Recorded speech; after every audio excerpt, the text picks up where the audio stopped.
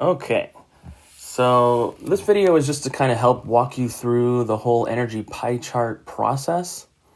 The idea here is that we take a simple situation in which some very small, kind of meaningless event happens, and we're trying to figure out what type of energy is stored in our system during that time, and how does that energy change as the system changes.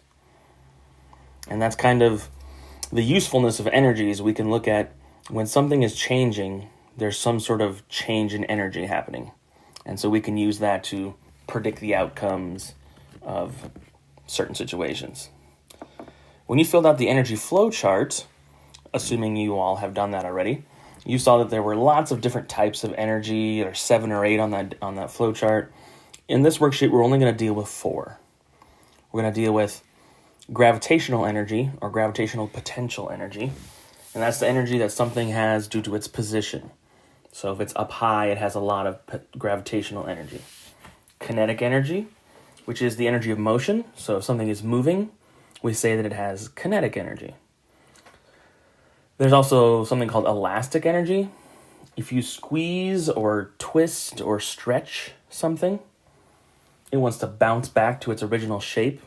We call that elastic energy. The more you squeeze or stretch it, the more elastic energy that it has. And then lastly is thermal energy. We mainly just want to think of that one kind of as being due to friction. When two surfaces rub against each other, they produce some heat, and thermal energy is produced. So if we look at this first situation, which is a piece of clay being dropped to the floor, what we want to start with is figuring out, well, what objects do we have in our system? When I make this pie chart, what objects contain the energy that I'm referring to in my pie chart? It's not everything in the whole universe.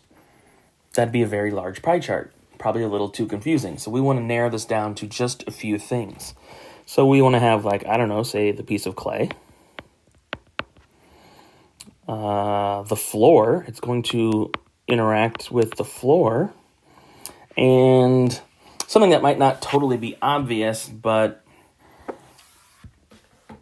if we want to include gravitational potential energy, then we have to be within a gravitational field, right? Well, what gravitational field are we working within here? Well, I'm assuming they're dropping this piece of clay on the Earth. So I'm going to include the Earth in my system.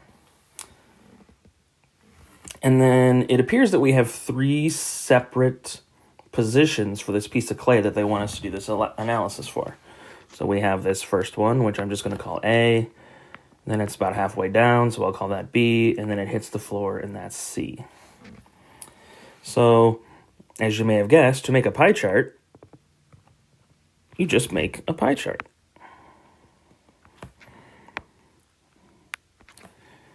And I'll have a separate pie chart for A, for B, and for C. And when we do these pie charts, what we really want to look at is not necessarily exact values, but relative values. And you'll see what I mean here in a minute. So if we start with position A, the pie chart is going to be pretty simple. We just have this piece of clay. It's way up in the air, I guess. And so what I like to do is just ask myself a series of questions to identify if there is certain energy types present. If there is, I'll include them in my pie chart. If there isn't, I don't need to. So first, is it up in the air? Yes, it is. So that means, yes, I'll have gravitational energy. Is it moving? No, it's not. And that's given to you by this little dot here, which doesn't have an arrow on it, so it means it's not moving.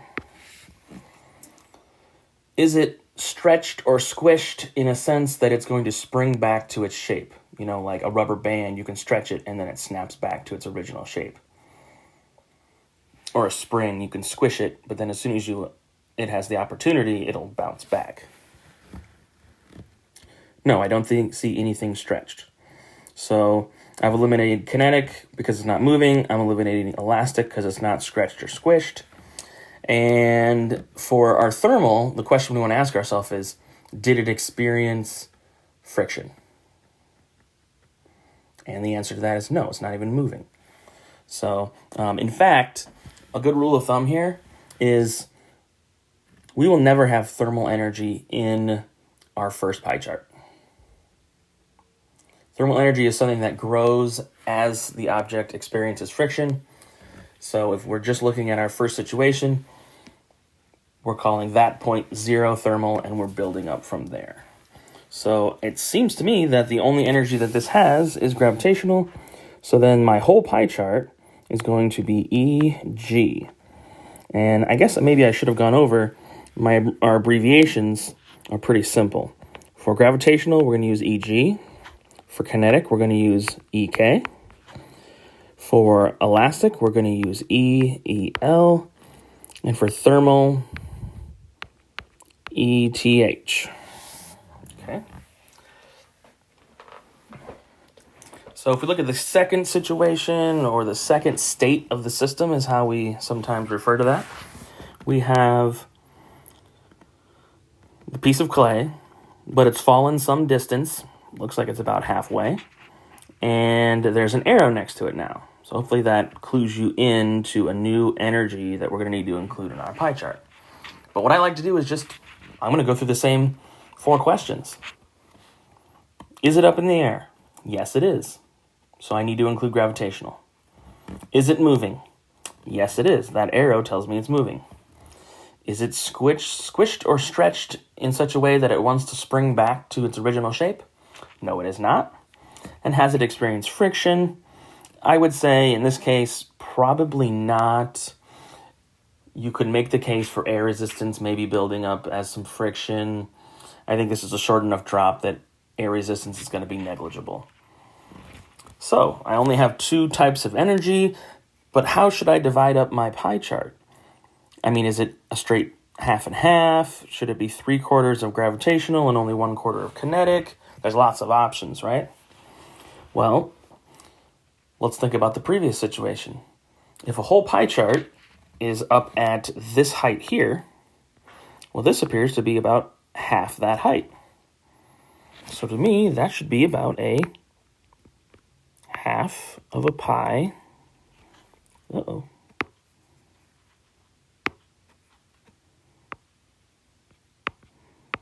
gravitational. My pen went a little crazy on me.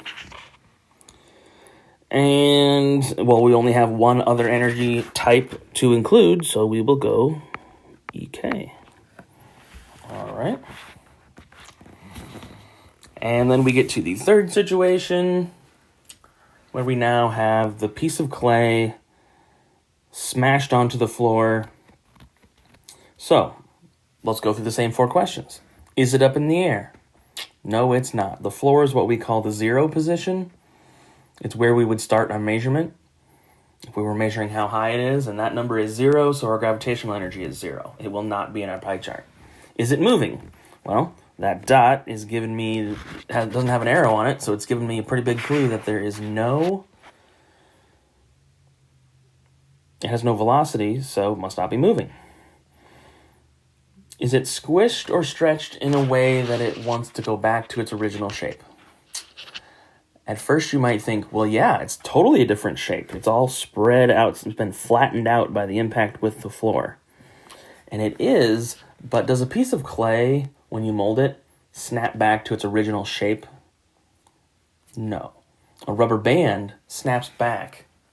When you stretch it, it snaps back. But clay does not. So it's not elastic. It would be very difficult to get clay to hold any elastic energy in any way. Well, that only leaves thermal, right? So did it experience friction? Okay, well, do you think that impact with the floor caused all the little particles of clay to move next to each other and change their position, and they all rubbed up against each other? And yeah, that's a bunch of friction. We call that actually internal friction. And so this whole pie chart is thermal. Okay.